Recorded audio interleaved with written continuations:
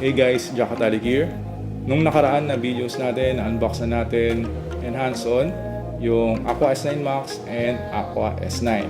Ngayon, another one from Aqua S9 lineup ulit from Share Mobile. Ito guys, yung Aqua S9 Infinity. So bago natin simulan, subscribe lang kayo guys sa channel ko para updated kayo sa mga bagong unboxing and hands-on videos natin. Bago natin unbox, check natin initial specs. Yung full specs nakapost sa description below. So it's running on Android 10 OS, 2 GHz octa-core CPU, Helio P60, 6.52-inch HD+ IPS True View display, scratch resistant, rear quad cameras, 12MP main, 20MP depth, 2MP photosensitive, 2MP AI, front camera, 8MP AI selfie, 128GB ROM plus 8GB RAM, expandable micro SD up to 128GB, dual LTE, VoLTE support, Wi-Fi, USB Type-C quick charge, and 4,000 battery capacity. Okay, let's do the unboxing. Aqua S9 Infinity, charger, battery, headset, USB Type-C cable, jelly case, and quick user guide. Next, check natin physically.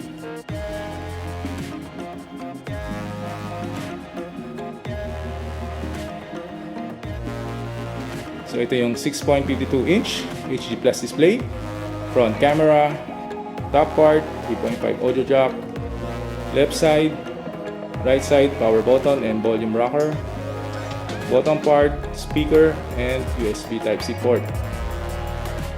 At the back, quad camera with flash. So it comes with two colors, color blue, and yung hawak natin ngayon is matte black finish.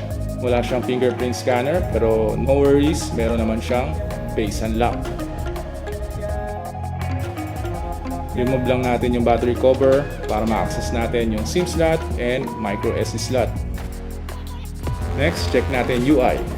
So si Aqua Infinity is running on Android 10. UI niya is stock interface.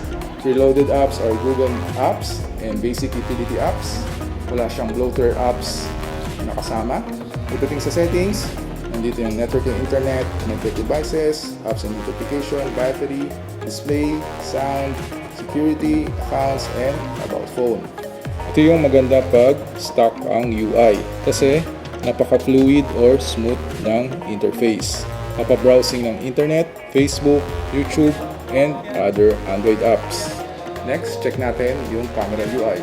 So if familiar kayo sa Cherry OS 2.0, same lang sila ng camera UI na ginamit. So, meron siyang AI, filters, under settings, panorama, GIF, time-lapse, beauty, black and white, under pro mode, adjustable yung white balance, ISO, and exposure. Meron din siyang face cute, bokeh for subject isolation, and night mode.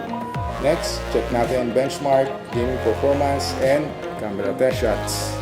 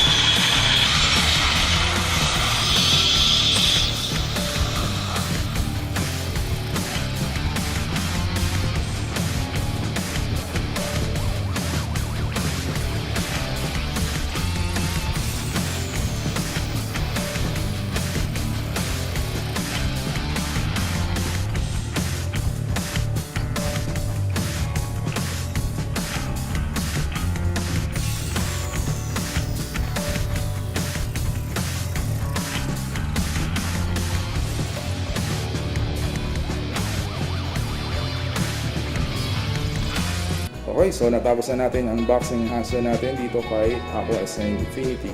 So based on performance and game test natin, napaka-smooth ng mga gameplay natin. Wala tayong na-experience na lagging dito kay S9 Infinity. Siyempre dahil dun sa higher 8GB RAM niya. In terms of battery life, based sa usage ko, it can last for full day. So matagal-tagal din yung battery life niya. For casual users na tulad ko, it includes Facebook browsing, internet browsing, and light gaming. Sa mga nagtatanong ng presyo, SRP is 7,999 pesos. para sa akin, swak na swak sa budget itong si Aqua Infinity kasi meron ka ng mid-range chipset pair with 128GB ROM plus 8GB RAM. So wala kang makikitang ganyan sa market, lalong-lalo na yung 8GB RAM sa ganyang presyo. Kung may mga questions or suggestions kayo, post nyo lang guys sa comment section below. Abangan nyo ulit guys yung mga susunod natin unboxing videos. Thanks sa support guys, okay? Thank you!